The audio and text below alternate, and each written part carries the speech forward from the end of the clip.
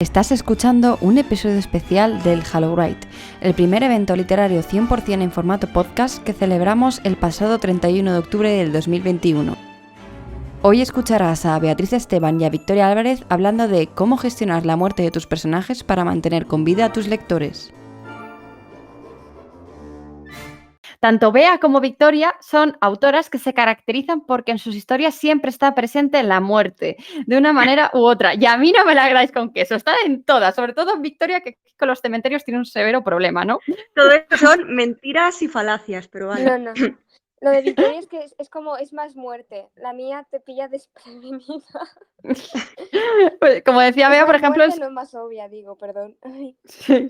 Por ejemplo, en tu caso, Bea, tenemos en Aunque llueva fuego, Seré frágil, Las voces del lago y Si vuelve el invierno, el tema que está bastante presente durante las páginas, aunque a lo mejor no sea lo típico que decimos de "Buah, se ha cargado a todo el mundo", ¿no? Y así es como está la muerte presente, sino que pues en Seré frágil la misma muerte del personaje es el que incita a que no me acuerdo el nombre de la chica ahora mismo, hace muchos años que lo leí, ¿no? Que empieza a leer el diario y demás. Es Sofía, exactamente. En las voces del lago encontramos un fantasma ahí también donde está presente la muerte, y en Si vuelve el invierno, sin ir más lejos, pues tenemos a Hades, bueno, a Aran en este caso, ¿no?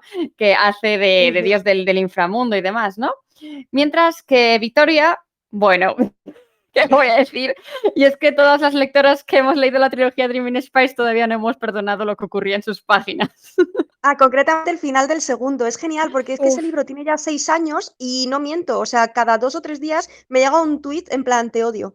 Es una cosa fascinante esa muerte, de verdad. Nunca me ha pasado nada igual. Bueno, hay varias, llegan todas a la patata. Yo iba a decir una que ocurre en el tercero, obviamente aquí sin hacer spoilers, pero a mí ese me dolió más que la del final del segundo, sí. decir, ¿eh? Ahí Sí, ni sí. olvido ni perdono, ¿eh? Así que, bueno, pues creía que erais las personas perfectas para venir a hablar de cómo gestionar la muerte de tus personajes para mantener con vida a tus lectores. Bueno, aunque, bueno, sabemos que a veces, pues, nos mantenemos con vida como podemos, porque nos dais unos sustos y unos malestares totales, pero bueno, vamos a pasarlo bien aquí para hablar del tema este concreto. Voy a introducir un poquito, porque las dos sois mapas.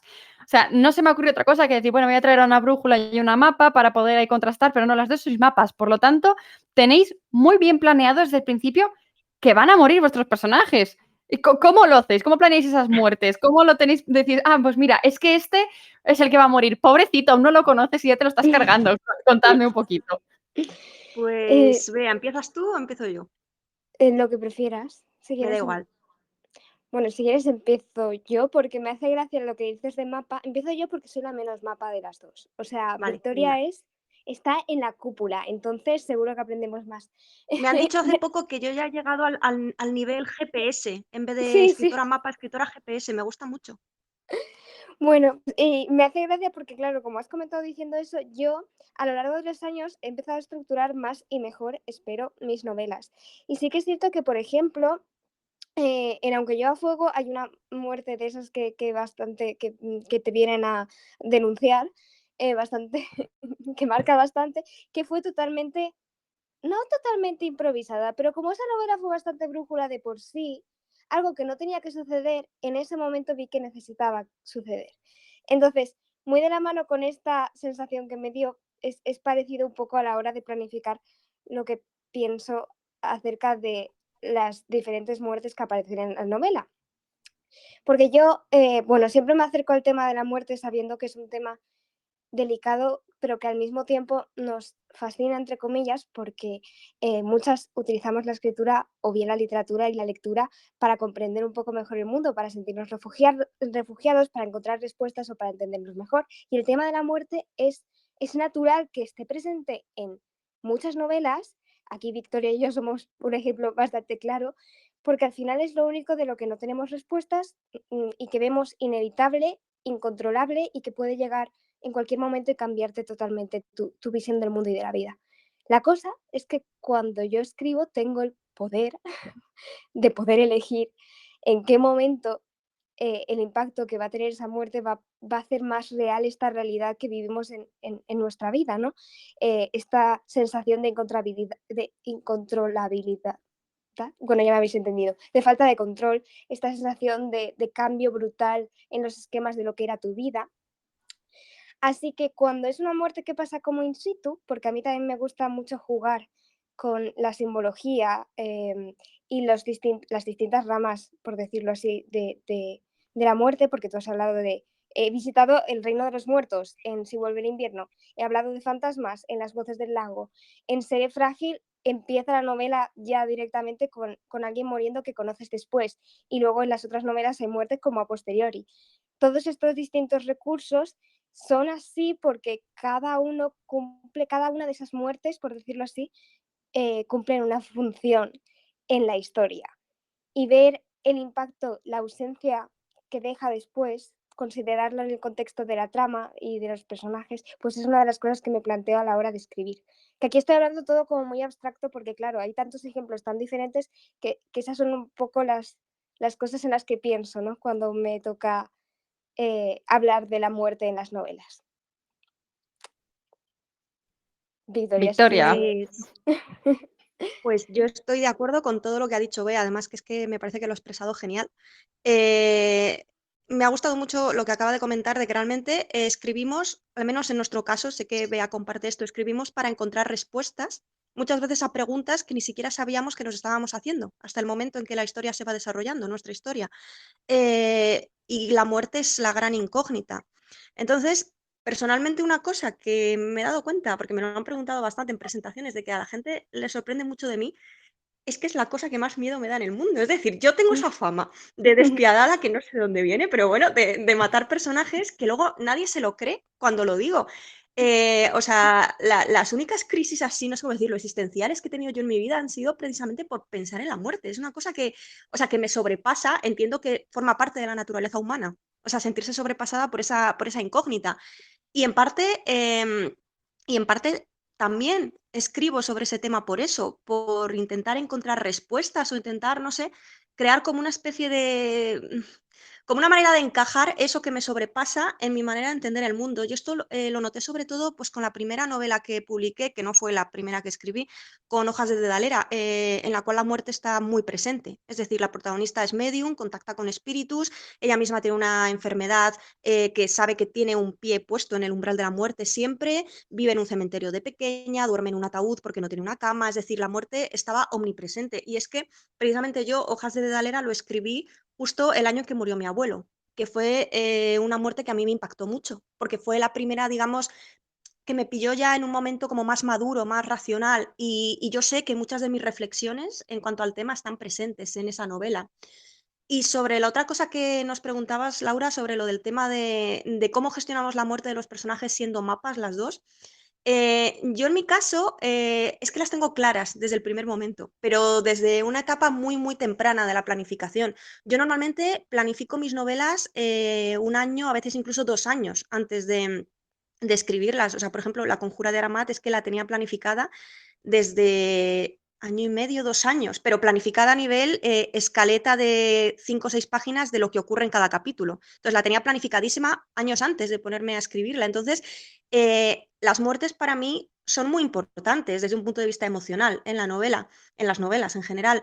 Y sí que siempre las tengo claras desde el principio. Creo que nunca me ha pasado el tema de improvisar según estaba escribiendo una novela y decir, creo que va a quedar mejor dentro de la historia que ocurra esto, matar a este personaje, si es algo que no lo tenía pensado de antes. Me ha ocurrido lo contrario. Me ha ocurrido lo contrario, tener muertes súper decididas, pero años antes de empezar una saga, por ejemplo, y cuando llego al... Bueno, es que me ha pasado con... No quiero hacer spoiler, ¿vale? Pero bueno, me ha pasado con el final de Elena Lennox, que desde el primer momento iba a morir un personaje muy, muy, muy importante, y llegó un momento que llegué al tercero y dije, evidentemente, Victoria Álvarez, esto no va a ocurrir. No, en ningún plano de la realidad va a ocurrir esto.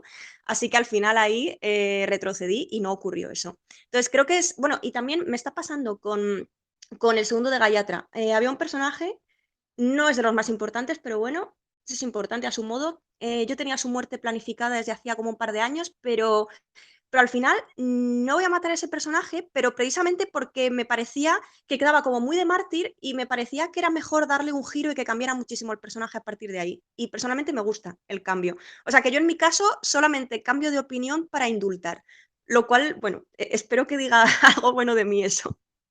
Sí, al final te quita un poco esa fama que tienes de escritora cruel. Tienes tu corazoncito y Sí. incluso prefiero no saber a quién querías matar en ese caso, ¿no? Luego, Vamos a... luego te lo digo por privado. Vale, perfecto, maravilloso. Eh, Hoy en día existe la falsa creencia de que simplemente por matar a un personaje ya eres cruel, ¿no? O sea, ya se suele decir, oh, es que has Sí. matado a 200 personajes o a, no sé, típica boda roja que ocurre, ¿no? Que te cargas a todo Dios y ya eres cruel solo por eso. ¿Cuál crees que, o sea, las dos, cuál creéis que es la clave para que a un lector le importe la muerte de un personaje y no pase desapercibida? Porque yo llega a un punto en el que si empieza a haber muertes a diestro y siniestro, pues yo ya me hago inmune y a mí me da igual que se muera ya este, que aquel, que el otro, ¿no? O sea, tiene que haber algo que a mí me haga conectar con ese personaje.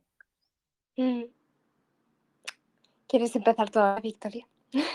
Vale, pues fíjate, yo creo que aquí vamos a decir lo mismo, Bea y yo. Sí. Para mí personalmente es la implicación emocional, que ese personaje sea ya algo para ti como lector. O sea, si el autor se carga un personaje, aunque sea importante, pero un personaje mal construido o un protagonista que no le ha dicho nada durante la historia, eso no te impacta.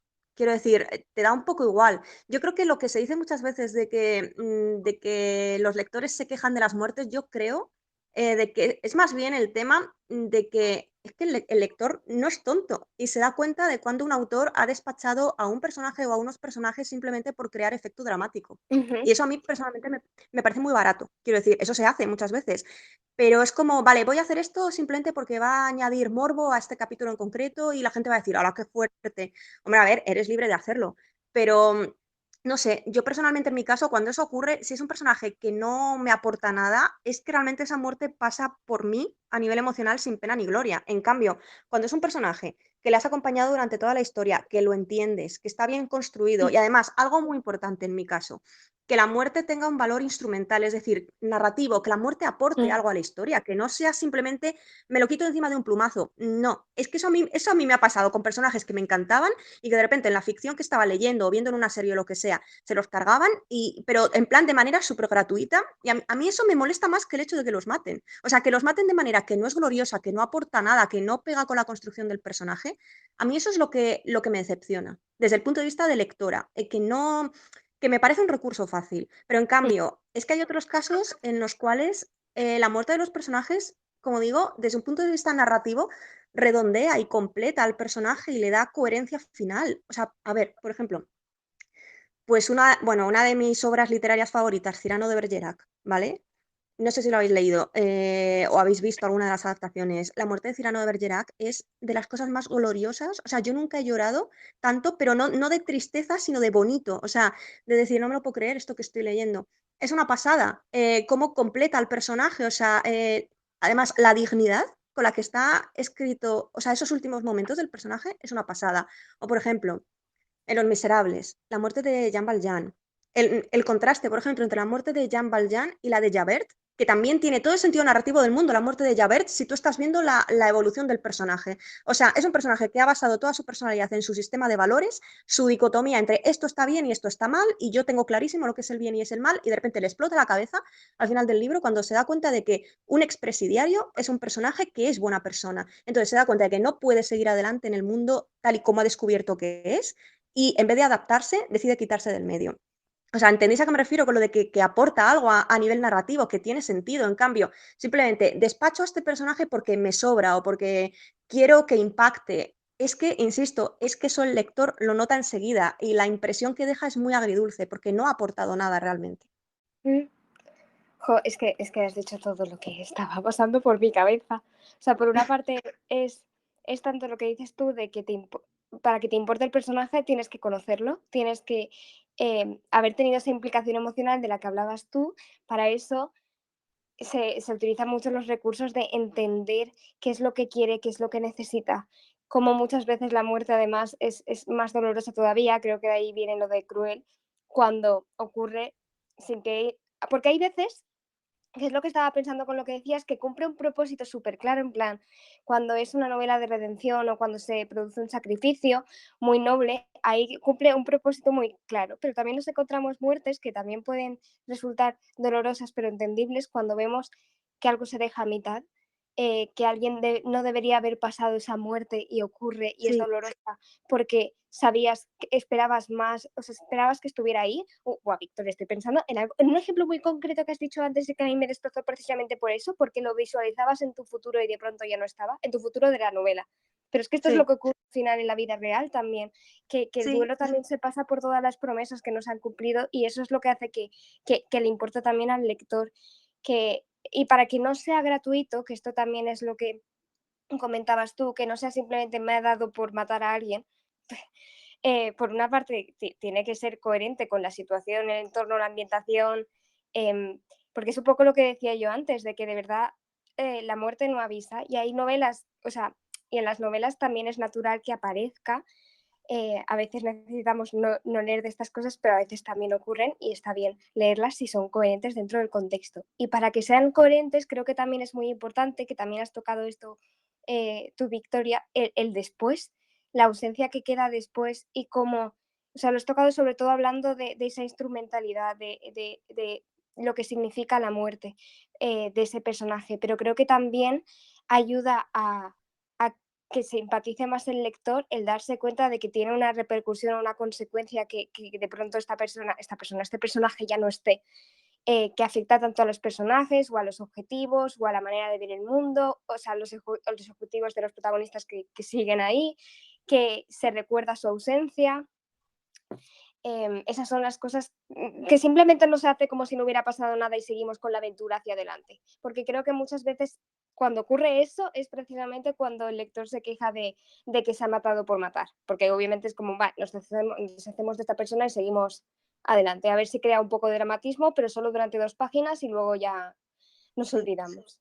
En relación con esto, es que también hay una cosa que estoy reflexionando mucho sobre ello últimamente, concretamente a partir de Juego de Tronos ha sido. A mí me gustan mucho los libros y me ha encantado la serie y tal. Y es que, bueno, es que las muertes de George Martin también es que dan para una charla entera. Es Ya, ya. es súper curioso a muchísimos niveles creativos, ¿vale? O sea, quiero decir, yo tomaba notas leyendo Juego de Tronos, ¿vale? Pero bueno, es que yo en Juego de Tronos he visto, te diría que casi por primera vez, una cosa que a mí me ha impactado mucho, que es el tema de que yo me di cuenta de que yo misma, en cuanto a la muerte de personajes importantes, iba preparada para encontrarme una muerte gloriosa. Es decir, la muerte que dignifica al personaje porque era lo que yo había visto más en literatura del siglo XIX, lo que he dicho antes, el ejemplo de Cyrano de Bergerac o el final de Hamlet, por ejemplo, una cosa así, ¿vale? Pero de repente hay ficciones donde la muerte de personajes súper importantes te la representan de una manera, no sé cómo decirlo, no vulgar, pero injusta, cruel, que no te la esperas porque dices, es de los protagonistas, esto no puede acabar así de una manera tan sucia, o sea, esto a mí me Buah, pasó, pues es que nada más empezar la saga me pasó con Ned Stark. O sea, que es sí, que para mí era todo lo bueno que había en ese mundo en un primer momento. Y claro, era como, no, esto no va a ocurrir, ¿no? Porque no puede ser una muerte tan prosaica, entre comillas, que no es prosaica, ¿me entendéis? O sea, tan injusta, tan traicionera de esta manera. Y de repente te das cuenta de que es así. Luego, por ejemplo, yo tengo unas amigas que lo pasaron fatal con... Bueno, esto es un pequeño spoiler, ¿vale? Tapaos los oídos los que no hayáis visto todo Juego de Tronos. La muerte de Oberyn Martell aquí a nivel dramático fue bestial. Yo tengo amigas que se quedaron destrozadas, pero precisamente por lo injusto de que un personaje al que querían tanto acabara así, de ese modo. No que acabara muerto, que no es eso, que acabara con ese tipo de muerte en concreto. Es que esto también da para muchísimo, ¿eh? sí, porque de hecho me recordabas, yo utilizo un recurso. Es que claro, con estas cosas, por una parte entiendo cuando dice, es el giro de expectativas con el lector, que esto hay que Sí, tener cuidado a la hora de utilizarlo, pero si lo haces bien, te deja, pues como te ha dejado a ti Juego de Tronos, te deja pensando, mirando hacia el vacío y preguntando, haciéndote preguntas acerca de la vida y la muerte y el universo. Y esto a mí no me hace gracia, iba a decir, pero bueno, en una de mis novelas, de hecho, que no diré cuál, because spoilers, juego mucho con las expectativas de que tú te esperas un final para un personaje y precisamente hice esto porque es un poco lo que tú has dicho de hojas de tal era. Espero haberlo pronunciado bien, siempre me trabo con esa palabra. todo el mundo. Todo el mundo. De que justo estaba en un momento en mi vida en el que también tenía muy presente abordar el duelo y abordar la muerte. Y una forma de procesarlo y trabajarlo también era mostrando la realidad de los cambios y del dolor de cuando tus expectativas también no son las que, o sea, cuando tienes unas expectativas y se rompen. Eso es muy doloroso y cuando el lector lo ha visto reflejado en su vida también ayuda a que le importe esa muerte y por eso le duela y por eso luego vaya al autor a decirle que ha sido bastante cruel. Antes de que sigamos hablando, voy a recordar que estamos ya en el momento de preguntas. Si alguien tiene alguna pregunta, puede darle al botón central de pedir, levantar la mano para hacer preguntas a viva voz, tanto a Victoria como Bea, sobre el tema de gestionar las muertes. Y que, bueno, mientras tanto, voy a soltaros otra pregunta, a ver si sale alguien que se atreve a decir algo que no comemos. No nos comemos. Mira, ya sale una pregunta. Evi quiere hablar. Vamos a permitir hablar. Evi, ahora tienes que darle al botón del micrófono para desilenciarte. Vale, espero que se me escuche. Se te oye. Sí, Se me oye, vale. Bueno, primero, Victoria, yo fui una de esas afectadas por la muerte de Oberyn Martell. Ay, te entiendo. Es que fue muy injusto porque lo tenía ya hecho. Es que es eso, Y esa es la clave. Que tú ya estabas tranquilo, tú ya estabas en confort. Le pudo el orgullo en el ultimísimo segundo. Es que fue súper injusto. Pero bueno, yo lo que quería preguntaros a las dos es, a la hora de manejar la muerte de un personaje, ¿tenéis algún truco o alguna manera de dar con el tono de la escena? Porque a mí es una cosa que me cuesta mucho. O sea, ese equilibrio entre describir mucho el ambiente y los diálogos y lo que está pasando en general, o sea, para mí eso a la hora de escribir es un caos. Entonces, yo os lanzo ahí esa pregunta. Y luego, para Victoria, concretamente, si algún día quieres dar una masterclass de cómo hacer una escaleta de 5 hojas para cada capítulo, yo estaré ahí. Pues, ¿empiezo yo, Bea? Sí, sí. Vale. Pues, Evi, sobre lo que quieres. dices de la escaleta, yo encantada. Si alguien en algún momento me quiere organizar alguna charla o algo así sobre planificación, yo encantada. Esto lo explicaba en el máster de escritura, de creación literaria de la Universidad de Salamanca, y es que no os imagináis lo que disfrutaba. O sea, es que les llenaba la pizarra de esquemas de cómo hacer una escaleta de, bueno, esto igual los que me seguís en Twitter lo habéis visto alguna vez, el tema del tensiómetro, que es un instrumento que uso yo para el reparto de tensión, con 3 puntos de tensión a lo largo de la historia y tal. Y bueno, yo es que me encanta ese tema, entonces encantadísima de hablar de él siempre que queráis.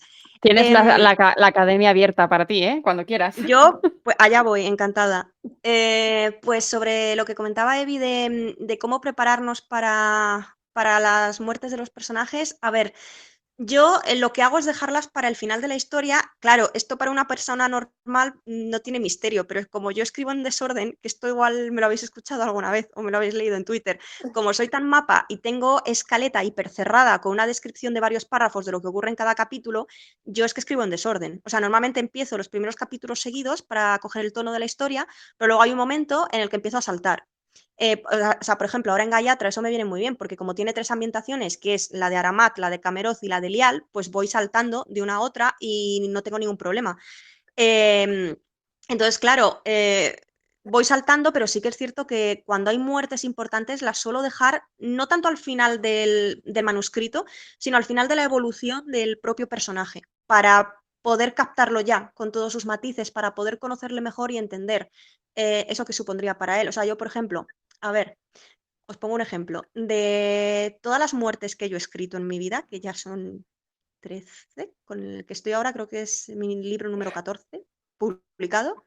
Bueno, publicado, que va a ser publicado. Yo creo que la muerte de la que estoy más orgullosa, esto suena muy, muy cruel, pero lo digo desde un punto de vista artístico, es la de Amunet.